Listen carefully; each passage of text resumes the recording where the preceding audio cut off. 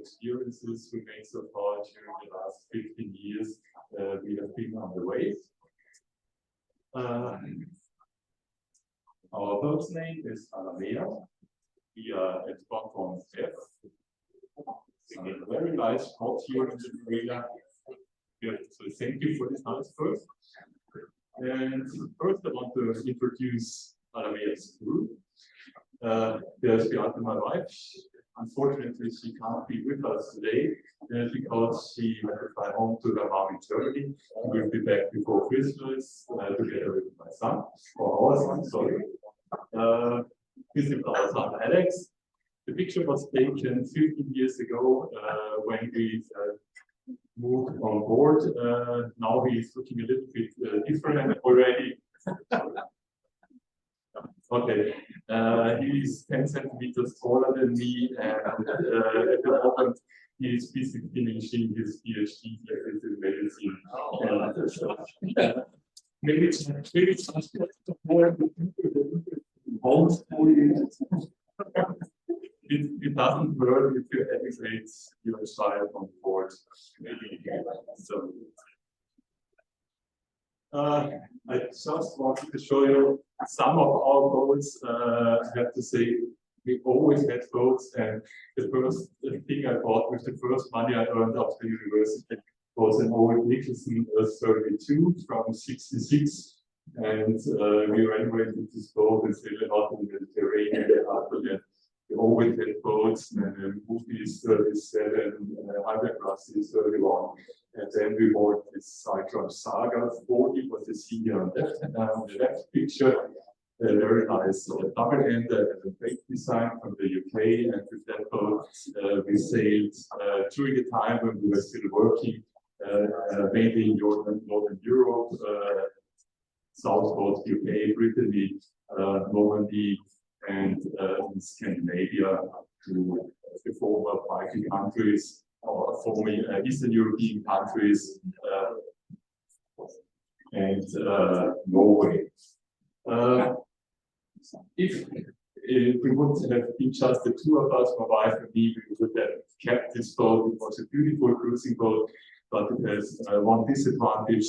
It had the traditional interior with no aft cabin, just berths behind the nav station. And if you are cruising with kids, you want to have a cabin that you can shut the door sometimes.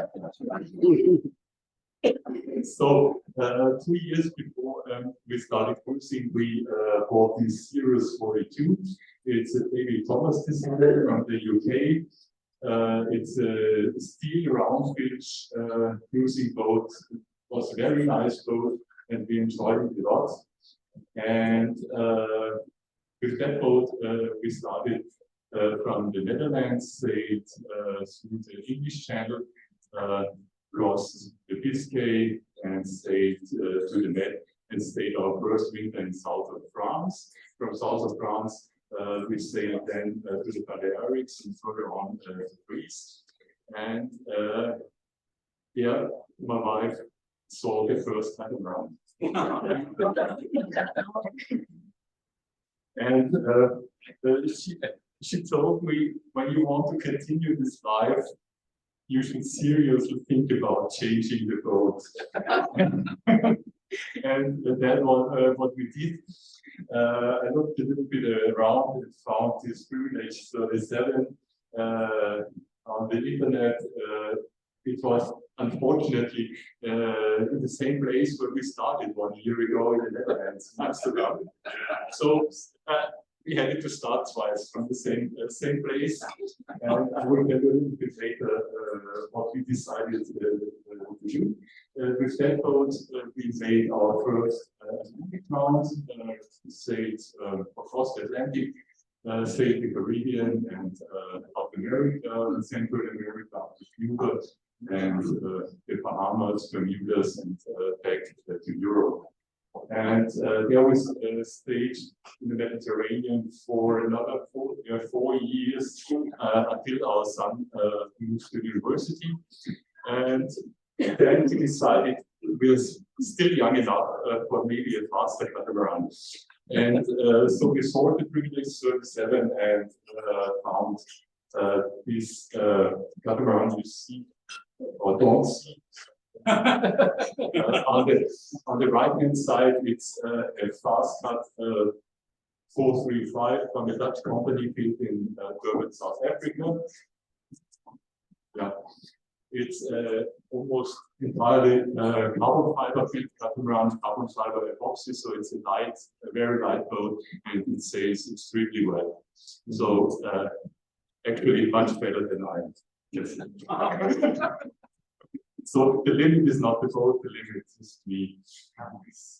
I want to tell you a little bit about our journey and the places where we have been. Then a short chapter about the preparation for this journey.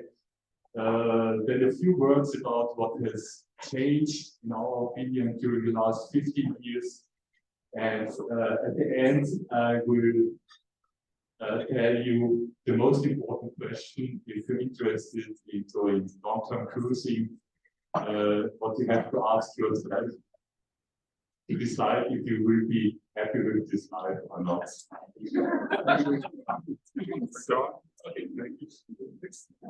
Next one, yeah. Yeah, here I just made a screenshot to show you a little bit where we cruise in Europe. You can see we started in the Netherlands through the English Channel, across the Biscay, around Portugal, Spain, south of France, and then through the Mediterranean to Greece. You can see, you will wonder why you can see the line in the brown area where you can see no water. And coming back, when we changed the boat in the Netherlands, we thought it's maybe a little bit boring to do the same within 2 years again. And so we decided to take out the nest in Amsterdam and went up the Rhine River and the Main-Danube channel up to an elevation of 430 meters through the locks, and came then on the other side down to the Danube and followed the Danube through the former Eastern European countries, Serbia, Bulgaria, Romania to the Black Sea. And I can tell you that was one of our biggest adventures so far.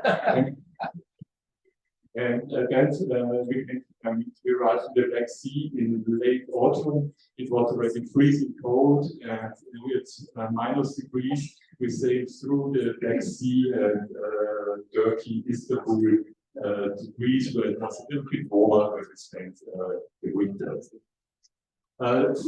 This is just an example of how to sail through the Mediterranean. We sailed many times east to west. At least 10 times, so I don't want to talk about all these journeys. I just want to show you some pictures that you get an impression what you can expect from the Mediterranean. So this is still a picture from our first boat. You see we are on board on the Series 42. Sailing in the Med can sometimes be a little bit cold, especially in spring and autumn. As you have seen, my wife has wet weather gear on. You're used to it in the area, but in the Atlantic or Pacific, it's not so common. Actually, I can tell you, since we left Europe, I had never had my weather gear on, and it's still somewhere found in the locker. So,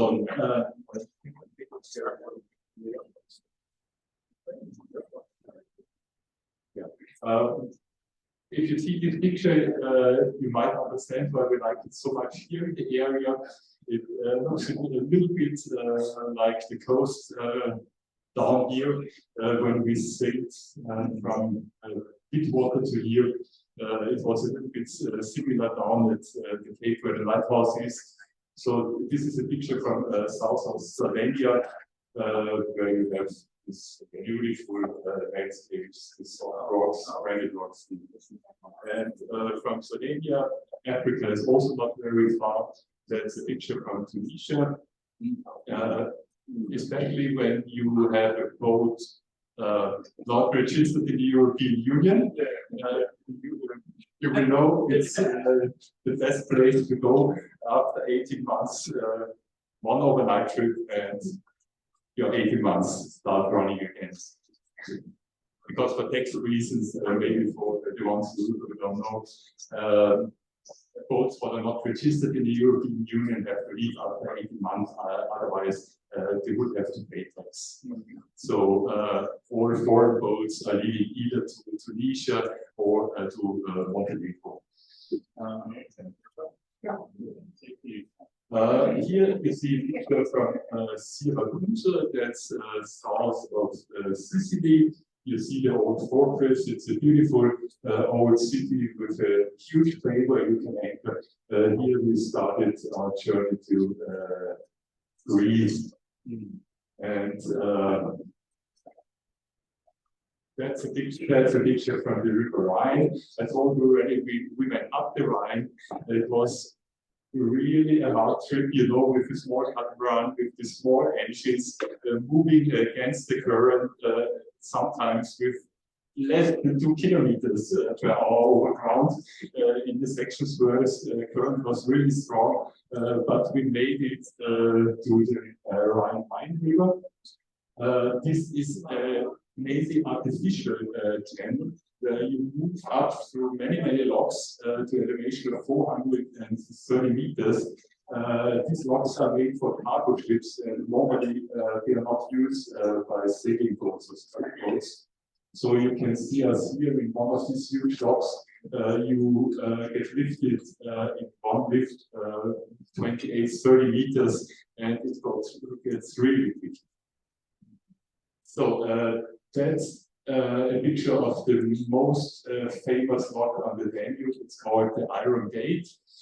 It's in Romania, and before this lock was built, or this bowhead was built, this was the most dangerous section on the Danube River because it's very narrow. The Danube is, you wouldn't believe it, 60 meters deep here in this cut, and you can imagine how strong the current was and how difficult it was in former times for the cargo ships to manage to come through. So this is a picture from the Black Sea. You can see the weather is nice, but it's freezing cold in autumn. So from here we headed to the Mediterranean, and this picture is just to show you that the water in the Mediterranean can also be nice, not just in the Pacific. Here, this acreage is 12 meters deep, and you can easily see the chain, and on the ground it's really pristine clean. This is a picture from almost the same area. It's in the south of Sardinia. You see nice beaches. You can anchor on both sides here. It's really an area where you can spend the whole summer season without any problems and don't get bored. And it's really clean. It's really nice. That's one of the things I was really disappointed in the Pacific.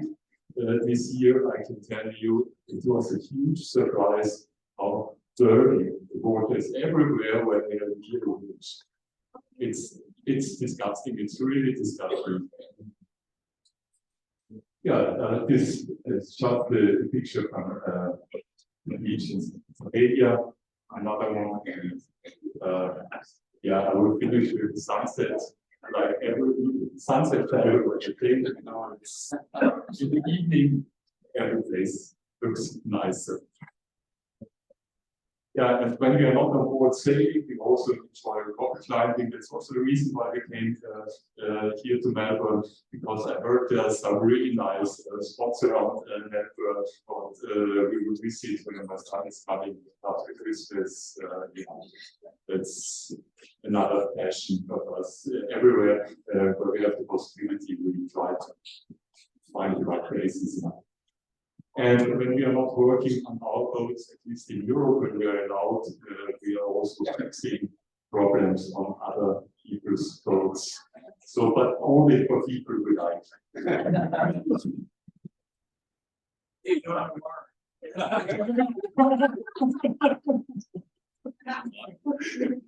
Yeah, this is also one of our babies. It's definitely from David.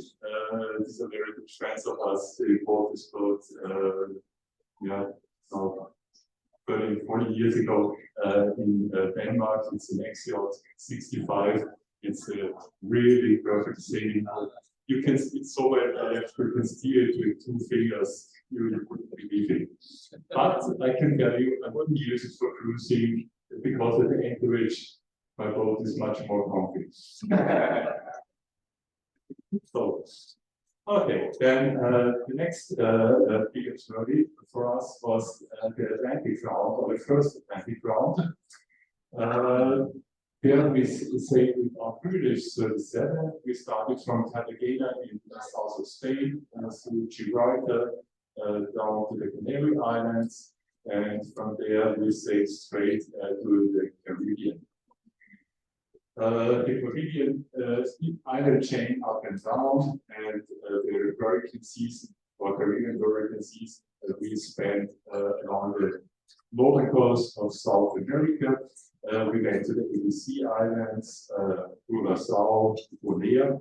It's especially nice for diving there. We have really, I would say, the best diving spots in the world. It's amazing. You can anchor on the shelf, or you can use mooring at the shelf because you're not allowed to anchor there. And you just jump in from the stern of your boat, and the reef goes down 25, 30 meters. You don't need, you don't need your dinghy, you just jump in from your boat, and the water is crystal clear. It's amazing. And the life underwater is really, I've never seen this before. It's so healthy, and not in other places where it's just great. Yeah, from the ABC Islands, then we continued our journey to Colombia, what is also a very nice country, an interesting country to visit. You have the Sierra Nevada, the big mountains just behind the coast. You see the snow on the mountains, 5,000 meters elevation. It's really beautiful. You have the jungle along the coast, and the beautiful mountains behind. We did also a lot of inland trips in Colombia, and it was really good. And it's also safe now there because the cartels, they sorted all their problems. They are exporting more drugs than ever before. But yeah, also as the market, well, we are not using it, but I can understand why. But the good thing for us cruisers is the country is safe, and you can travel there. You can even sleep at the beach. There are much more backpackers than ever before. It's so safe. You can sleep under every tree. Nobody would do anything to you. So from there we continued to Panama, to the South Islands. The South Islands are in the corner between Colombia and Panama, and this is a really, really beautiful place for cruising. And at that time, we were cruising with some Swedish boats, and all of them have circumnavigated before, maybe some already twice. And they told me, when you have sunglasses, you don't need to go to the Pacific anymore. And I didn't believe them at that time. And I can tell you now that I went through the Pacific, I can tell you they have been right. Because this is a very remote place, and it's not accessible by roads. And you have here the Indians still they organize themselves, they have their own government, and they are really separated from the rest of Panama, and it's a really typical nice place to be. And you have beautiful islands, and everything is still clean. That's the advantage here, and the nature is still okay. That's what you're looking for. Well, but we had to leave there as well after 3 months because nowadays you rarely find a country where you can stay longer than 3 months. Because since the European Union implemented this crazy system that nobody is allowed to stay longer than 90 days, all the other countries did the same with us. So except Australia, and I'm very thankful. So it's for us the very first country where we are allowed to stay longer than 3 months. Really? Yeah, for 15 years now, it's the very first country. Yeah, Most people can stay forever. yeah, and I got a long-term multi-entry visa at this country, which is 12 months visa. We are even allowed to stay 24 months. Because the rules are when you leave at the end of these 12 months and you come back within the 12 months, you are allowed to stay another 12 months. So perfect for us. We will use it until the end. So from Panama, we continued our journey to sail up to the Cayman Islands, south of Cuba, then to the west of Cuba, along the northern coast of Cuba to Havana. In Cuba, we stayed also 2 months. That was the maximum time we were allowed to. And then we headed to the Bahamas and straight to the Bermudas. And there we waited for a good weather window. Normally, you have only one good weather window per year in May to cross the Atlantic to Europe. And we were very lucky this year. We found the perfect weather, and we could cross the Atlantic in only 10 days to the Azores. And from there, it's only 600 miles to Europe. So then we have been back home again. So, yeah, what we call home. Because we have given up everything, so the boat is our home. So, and you can see a second time crossing the Atlantic. That was when we left now 2.5 years ago. Because when we crossed first time, we skipped the Cape Verdes. So this time we stopped at the Cape Verdes and sailed then across the Atlantic. And from there we sailed to the Dominican Republic, Jamaica, and then down to Panama. And went through the Panama Channel. So some pictures. So the Atlantic crossing is mainly downwind sailing. We have to be prepared for that. It's especially for people which are just used to sailing the Mediterranean. Not so common. Yeah, you agree? Yeah. And they are not used to this kind of sailing, so you should think in advance how you want to sail 2 or 3 weeks just with the wind from behind. Otherwise, you will be disappointed about the speed you achieve. So at that point, we use the parasailer. It's maybe not so common in Australia, but on European boats, it's almost the standard sailing now, especially on catamarans. And I have to say, it's the same for this lower catamarans, because on the faster catamaran, the apparently is generating too much with the speed, especially when you start serving down a bigger wave. So that symmetrical spinnaker is not the perfect solution. So we have chosen this only for our first boat, and for the second boat we decided for the Janaka, and we always say the traditional arrangement maintain Janaka, and we child and put in front of when they have the wind behind us. Yeah, that's the place where most boats arrive in the Caribbean is St. Lucia.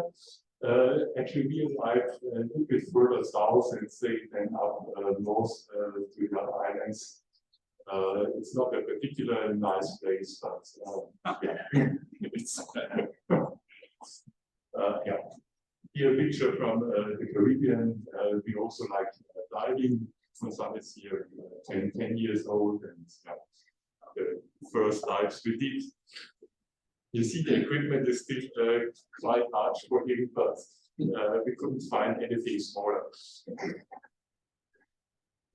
This is Martinique, one of the French islands in the Caribbean. It's one of the nicer islands. You can see the volcano behind. Beautiful for hiking as well. And yeah, here you can see the volcano without clouds, a very rare view. And yeah, this is also something you can find in the Caribbean, but not on the, this is on the northern Pacific. This is Cuba. It's really something special. Cuba is still a very closed country, and not many people are cruising there. And this is two pictures from Havana. And this is not an exhibition. This is the place where you wait for a taxi. These are the normal taxis in Cuba, because they are not imported cars, so they are still using and renovating all the old American cars, and they are used, they are for everyday use. It's not something special. So, and this is a place or a picture from St. George in Bermuda. We didn't expect so much from the Bermudas, because it's normally a place where you only wait for the weather for the Atlantic crossing, but we were positively surprised. It was really a beautiful place, but I have to say extremely expensive. It was the most expensive place where we have ever been. The cheapest apple we could buy was $3 a piece. It was really the very cheapest apple we could find. And the next picture is the small island of Flores. It's the westernmost island in the Azores, and it's a place to arrive after the Atlantic crossing. You can see here our small catamaran anchor behind the breakwater. You can see it's a tiny harbor, so that's the reason why most people arrive in Porto. Next one, yeah. But you can see here we anchor in the harbor of Porto, and as you can see, it's not really convenient there. It's a place where you should stay on board if your boat should survive. It's extremely full, because 90% of the boats crossing the Atlantic, they end up in Porto, and they all come the same week. So it's totally crazy there. It's yeah. So these were some pictures from the Atlantic. Here you can see our journey through the Pacific. After we crossed the Panama Channel, we sailed the Pacific coast of Panama to Costa Rica, and we were waiting there for almost 3 weeks until the end of the cyclone season in the Pacific. And then in March, we started our journey sailing south to Ecuador, because we wanted to avoid the headwinds to the Galapagos, what they had mostly at the time of the year. So yeah, it's a decision if you go by handshake to the Galapagos, or if you go the longer way down to Ecuador. In Ecuador was a little bit surprise for us, because they announced one year before that you were allowed to clear in by yourself, without agent, without anything. And when we arrived, they said, yeah, that we may be right, but not in our harbor. Yeah. So they refused to clear us in, and I had to fake a technical emergency, so just that we were allowed to stay for 72 hours. And the army or the navy was watching us very closely. So I dropped a little bit hydraulic oil under my hydraulic cylinders, and we sent somebody to check our emergency. And they said, oh, it's not serious, it's just a little bit hydraulic oil. But I explained it, I have to dismantle the whole cylinder and put new seals in and everything, and it will take me minimum 3 days. So, but at the end, he accepted it. But our biggest problem is we came totally empty because if you heard in Ecuador, it's perfect shopping. You can get everything for very little money with perfect quality, but we're not allowed to go ashore.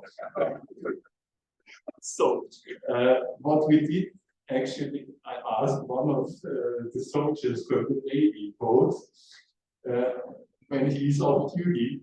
And we gave him a very long list, and he was so kind and went to the next supermarket and went shopping for us and came back with everything we need for the crossing to the Marquesas. And actually, it was a better bargain than even we would have done it by ourselves, because he used his card at the supermarket. He got a special 10% discount for our shopping. That's clever. So we had food and drinks, but we had no fuel. So the next thing was I stopped one of these tour boats what went past our boat, because we were anchored in the harbor, and asked him if he could take our jerry cans and go to the next fuel station and bring us at least a little bit fuel. So because we were also completely empty, and so we had at least 80 liters of diesel for emergency, and that was enough, and then we were perfectly equipped and ready to go. The only problem was we had 2 days completely without wind. The sea was like a mirror. The big waves, they were sleeping there. You know, it was amazing. We saw waves 20 meters long, just sleeping in this mirror. It was really interesting. But we needed to motor for 1.5 days, because the wind never was stronger than 2 knots, and we had 1.5 knot current against us. We would have back where we started.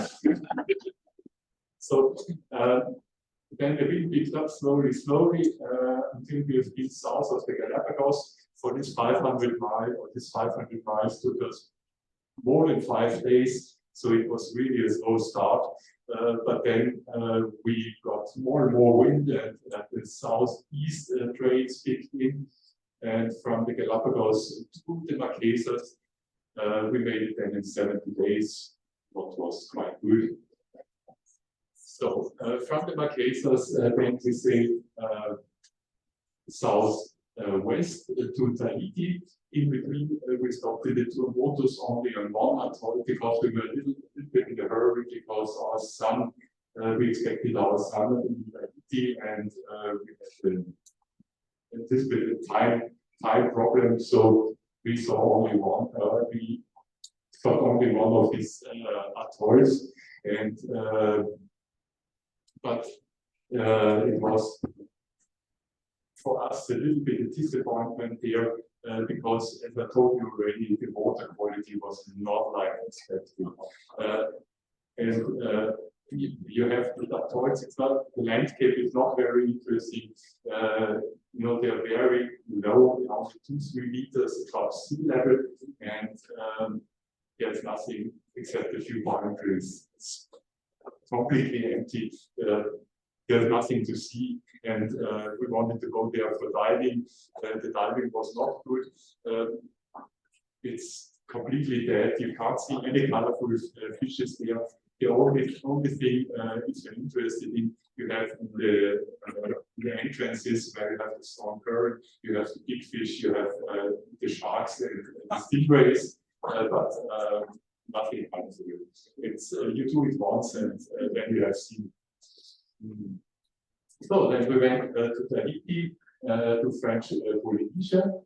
Tahiti itself is again a big disappointment. I've never seen a place dirty like that, and Babete, where everybody stops, of course, for shopping. The only big attraction in Babete is the big Carrefour supermarket. When we arrived in Babete, I can tell you, there are thousands of sailboats, not hundreds, thousands of sailboats. And the reason why there are so many boats now is because they changed the regulations, and for European Union country residents, you can stay now unlimited in French Polynesia. So the people say they are fast, they are good, they are gone for the next season, they come back, and it's so crowded, it's amazing. When we arrived in Tahiti, I can tell you, we went up and down for 5 hours to find a really bad spot to enter. And we were still much too close to our neighbors, and it was the only spot away. After 5 hours, we could find. So just that you can imagine how crowded it is. It's totally crazy. And that we discovered in many of the French Polynesian islands, it's just too full. You rarely find a place where you have less than 30 boats around you. And yeah, it's very sad and disappointing. So after French Polynesia, I will show also a good place. It's not just bad places. If you look a little bit around, you can find 1 or 2 good spots as well. I will show them for a few pictures. From French Polynesia, we say to American Samoa, then to Western Samoa, Fiji, and from Fiji to New Caledonia, and then to South Pole. That was very nice. Yeah. Yeah. So, yeah, then one of the other places in the Pacific, that's when you arrive in the Marquesas. The Marquesas are still very unspoiled, and it's a beautiful place to stay. The only problem is the anchorages in the Marquesas are very rocky, unprotected, and if you are not on the catamaran, you will leave very soon because it's just, you know, a little bit annoying. Yeah. So that's the anchorage where we arrived in Nukuhiva. It's beautiful scenery around the mountains and really lush nature, and it's a good anchorage. Yeah, you can see the whole bay. It was not, we have been very early in the season, so it was not so full. Later on in the season, you have your minimum 100 boats. That is on a smaller island, it's called Uahu. You can see this typical rock needles in the background. It's very typical for the Marquesas. It's nice and very scenic, but again, a very rolling anchorage, totally open to the sea. That picture is from the Tuamotus. If you see these, you wouldn't expect that the water is really murky. It's a little bit deeper, so diving is not as nice as we expected it to be. And another thing is these anchorages are really full of corals. So every morning you just have to untangle your anchorage. It's a little bit boring, the anchor here. You have pretty deep. Here, this is one of the nicest places in French Polynesia. It's on Moorea. It's the entrance to Cook's Bay. On the right-hand side, you can see one of the most famous anchorages in the Pacific. Actually, it's now forbidden to anchor there because according to new regulations they implemented in French Polynesia, almost everywhere anchoring is forbidden. In only a few places you're allowed to use moorings.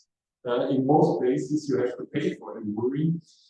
There are only really very few places left where you can stay without paying. So,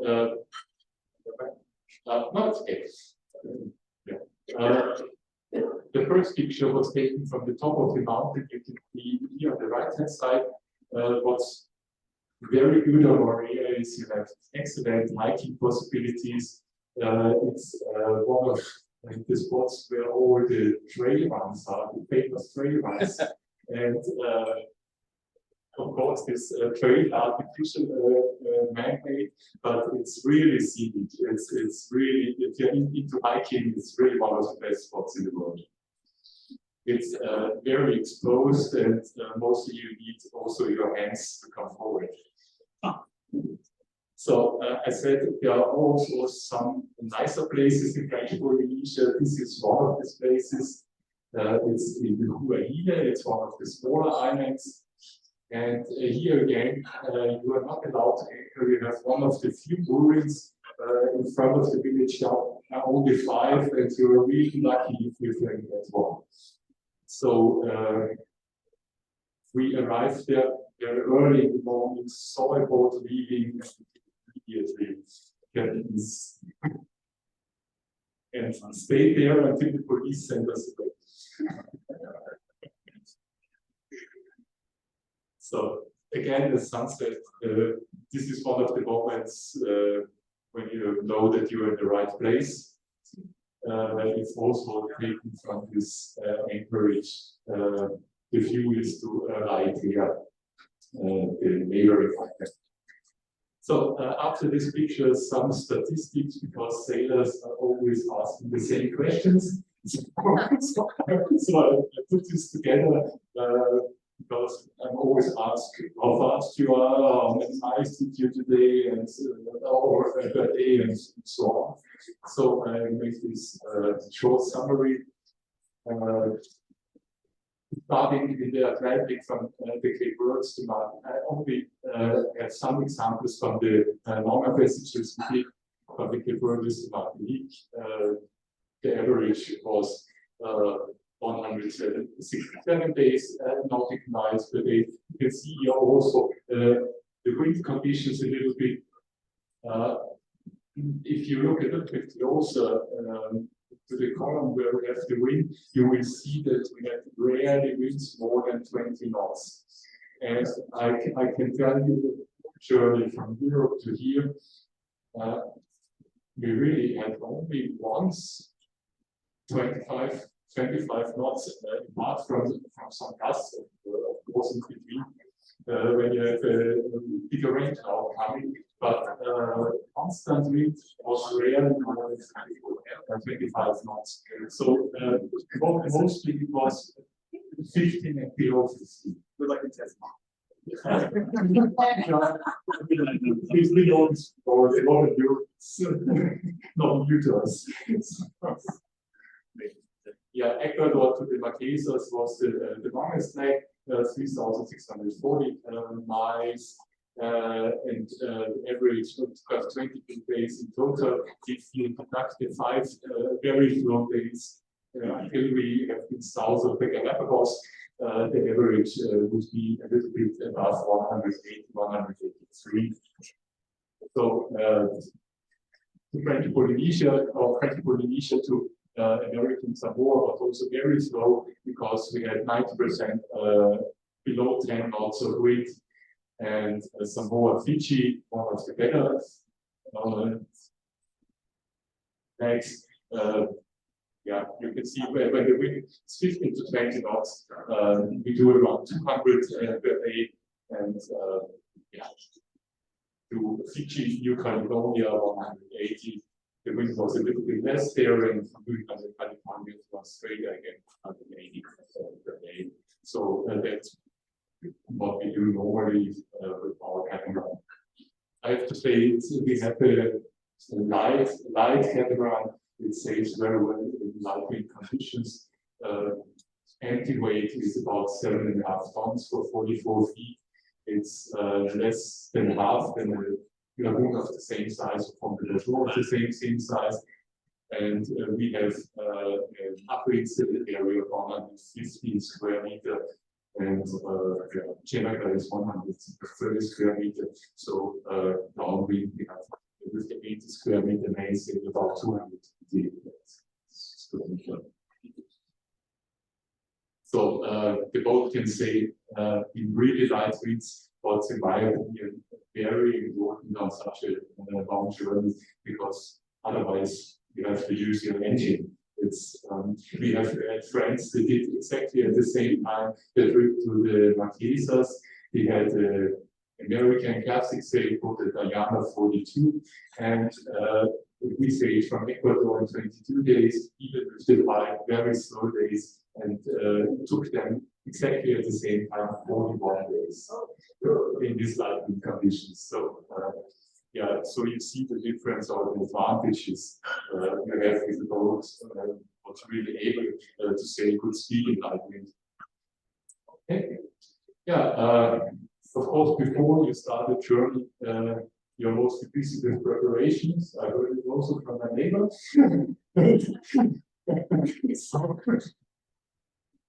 Just some pictures, of course, and don't talk about it behind. Maybe you can. Okay.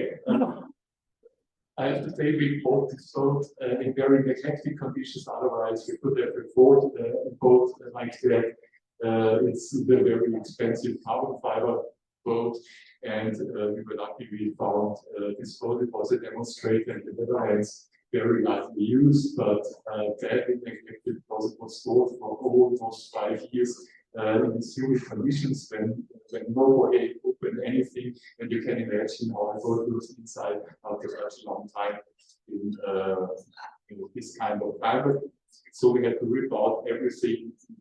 We emptied everything out, and everything was technically on the boat is brand new installed.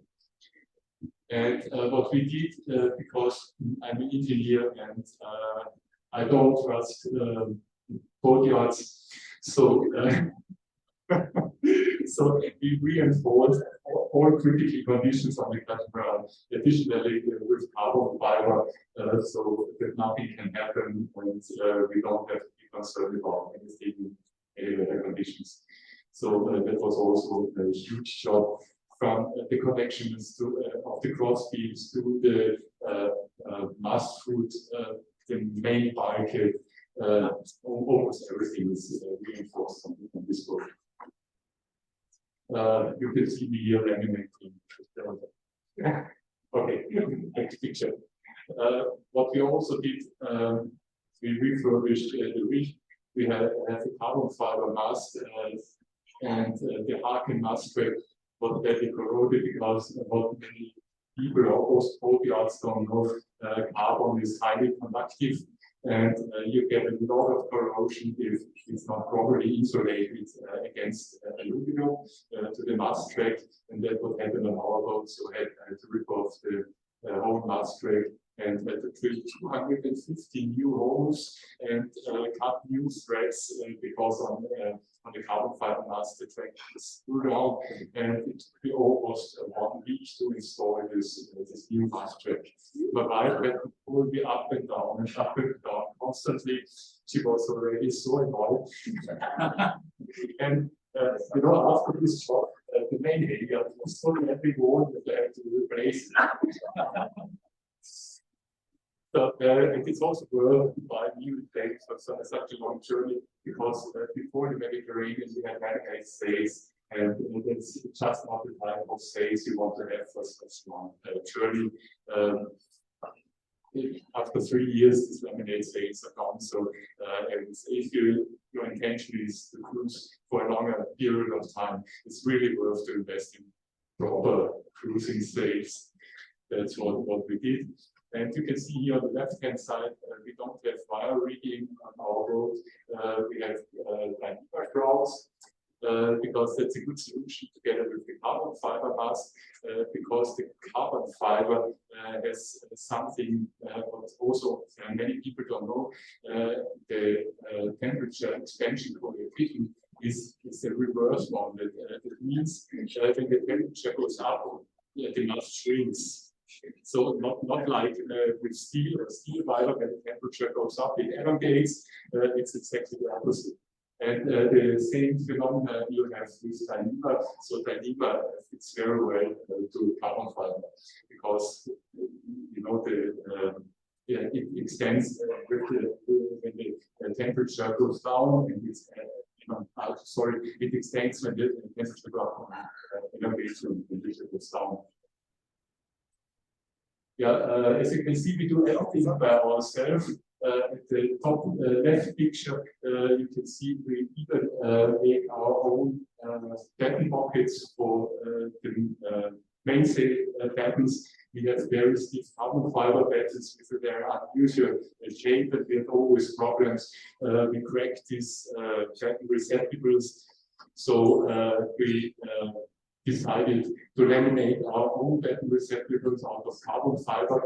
These are here the boxes, which are then closed with a stainless steel insert, what can't break, and this is then wrapped in with unidirectional carbon fiber, so that it can't split or break. So it's really bulletproof.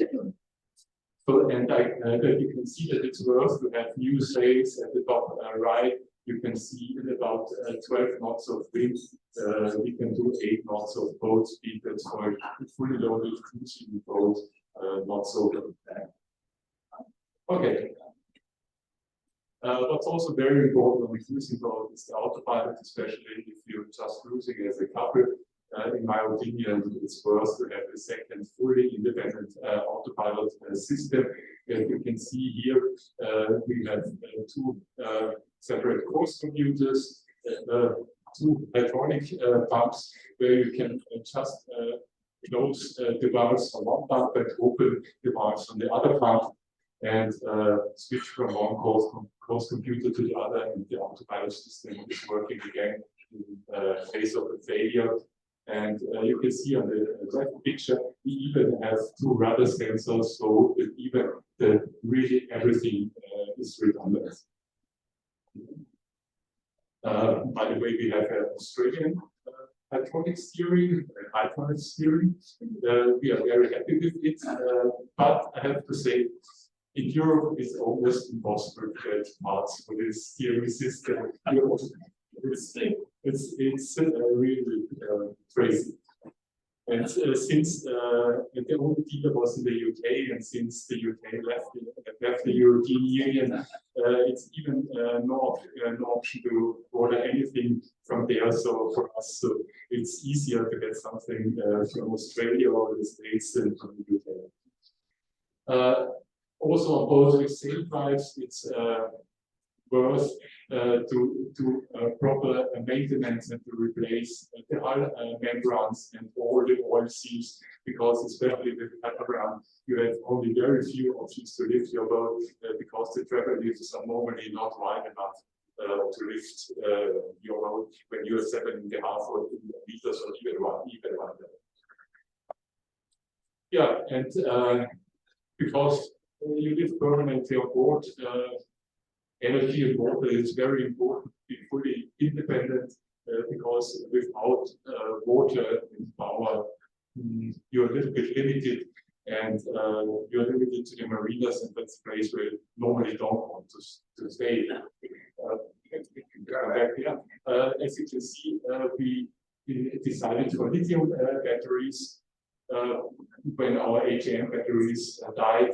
And we have about 640 watt solar wind generator, and when we are sailing, we have a water and steam water generator. What we found is very good because you have it's really a lot of power with very little resistance. It's not cheap, but it's really worth the money. For water data, I can only propose very simple water makers without energy recovery system, and because these are the systems that mostly fail. We have a very simple water maker with a simple high pressure pump, a 12-volt electric motor, and the membrane and needle valve for the back pressure to adjust the back pressure, and it's everything manual and very easy to repair in case something should fail. It's an It's not an eco deck, but it's the same system before on the pre-age system. We had the eco deck, And this is exactly the same system from Aquatec in Germany. They only modified the high pressure pump in a way that you have to break pump head, what is better for corrosion in saltwater condition. But it's exactly the same like Aquatec, you might know. Yeah. So, what has changed during the last 15 years? I can tell you a lot of things have changed. When we started, mobile internet did not exist. You can't imagine this nowadays. And I can tell you, when we started, we had still to deal a little bit with tax offices and the things we couldn't arrange or finish everything before we left. And just for the communication, it was extremely difficult. We have been, for example, in Tunisia, and I wanted to write an email. I had to walk 5 kilometers with my rucksack to the next internet cafe. And what I found there was an Arabic computer. So you can imagine how difficult it is to write an email blind. And it's really crazy nowadays. Everything seems to be so simple and easy.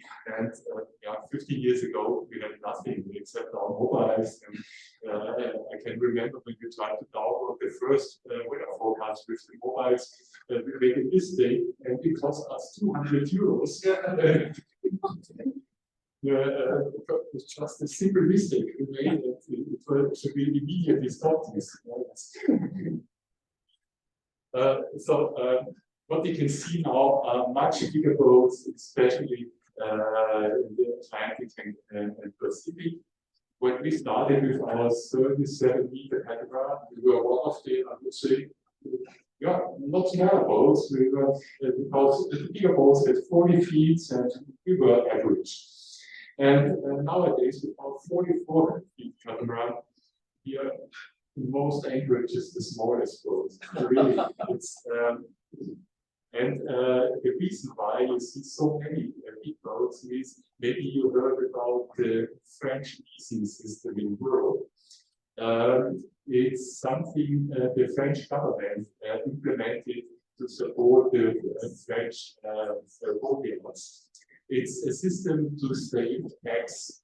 People nowadays don't buy boats, they lease boats.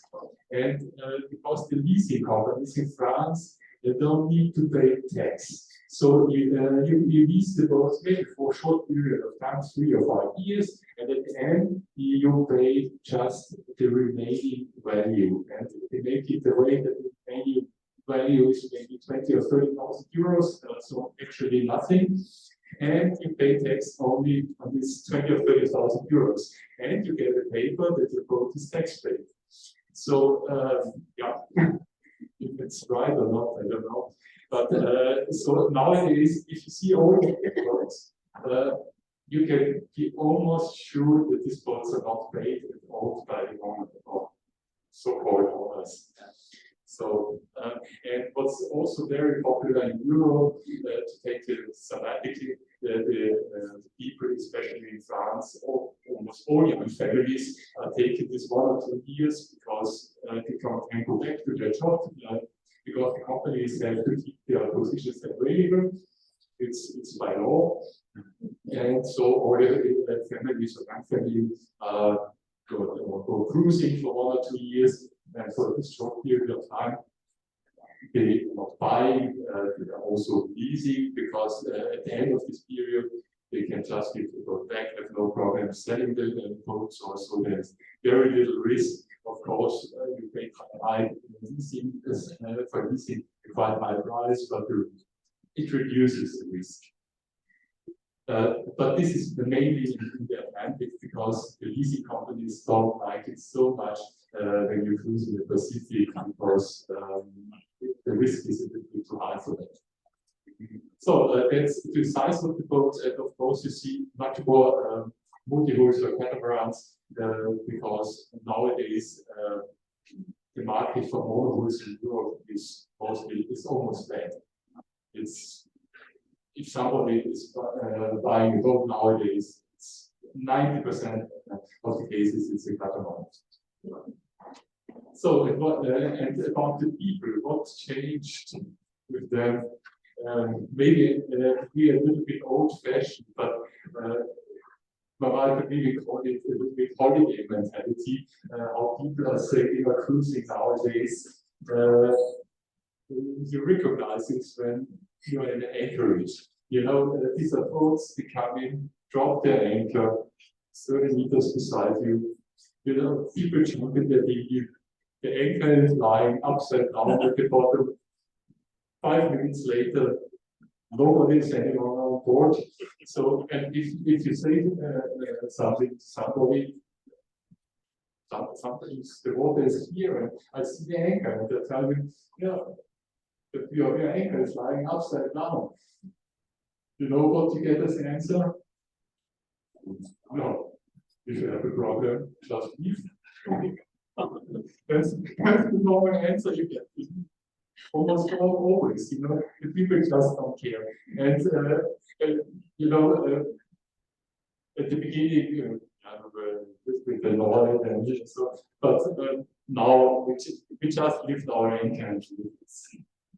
Yeah, it's yeah, you cannot stay next to this boat. It's just a dangerous. And it's not a singular case. It seems to be the norm. And what we discovered, people don't talk anymore between the boats because they maintain their former lives. So I told already 50 years ago, internet did not exist. And so we had to take our dinghies road to the neighbor, ask him how the weather will be next day or whatever, and we discussed these things. Or we had another technical program. Nowadays, everybody stays on board, and this boat is just watching this mobile and typing. It's not the way we live. So yeah. So for us, it's a little bit strange. The people go cruising, and they are still so closely linked to their former life. They can't let it go. It's you know, it's. I always say, if I want to have it like it, I stay at home. Yeah, and of course, social media. You know, all this rubbish you can see on YouTube. All these blue water specialists giving advice. And I know now many of these people. Of course, you meet them other way. And I know these blue water specialists. Some of them even don't say their boat ground. So if it's a little bit rough from one destination to the other, they have a skipper to say. But next week they are on YouTube channel giving advice to others. Yeah. So be very careful what you see or watch on YouTube. And I said already about the environment. For us, it was very sad to see water pollution, especially in the Pacific. And for us, it was actually the dirtiest place we have been. The picture you can see below is from this nice anchorage I showed you before in Alamea. You wouldn't believe that when you see it from the top, this pristine, it looks like pristine clear water, and you see there, you wouldn't go swimming. It's just too dirty. Is it actually just man pollution, or is it? It's from the villages and from the hotels there, and I spoke a little bit, as you can see, pipe size like that, going down to the reef channel, because the reef channels are pretty deep there. They go 25 meters down, and at the beginning, of course, everything stays down there, but you have current conditions or weather conditions when it comes up, and then you have everything at the surface, and it's not really the water you expect. Of course, all the plastic waste, but the plastic waste is you have in in very limited areas. Of course, it's a problem, but it's not so obvious for everybody. And what we discovered, the seasonal wind systems are not anymore the same as they was. Because 15 years ago, you could really say the great wind will start middle of December, and I can start my journey from the Canary Islands to the Caribbean. When we say this to the Caribbean, we have been upwind sailing in the middle of the Atlantic, where we have normally the best trade wind conditions. For 2 days, we stayed 50 degrees to the parent wind, just to stay on course to the Caribbean. It changed a lot. And it was exactly at the same time. Well, so coming to an end, and I will tell you now the secret question you have to ask yourself when you think about going cruising, especially when you are in middle age, you are not a pensionist, and you are still active in your job and focus to your career. So I discussed this with many people and friends, and we came to the conclusion that this is the most important question you have to ask yourself. Can I live without being important anymore? It's a question especially for men, maybe not so much for women. But I know also enough women, sorry, they have the same problem. Because we discovered that many people can't live without being clapped on the shoulder, hearing how good they have done their jobs and how excellent they are. And so I've seen many people falling into a deep hole after the first year of cruising. So you should take this really serious.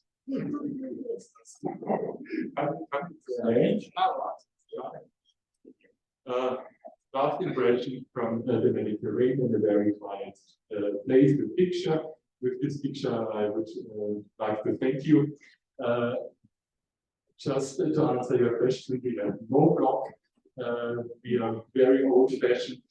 We have just an email address, and we are always happy to answer questions, but only from people we know or learn to know, or we know face to face, and because we are cruising just for ourselves and not for the public. So if you have any questions what I can't answer now, you're always welcome to write us an email, and you will get a reply for sure. So thank you very much.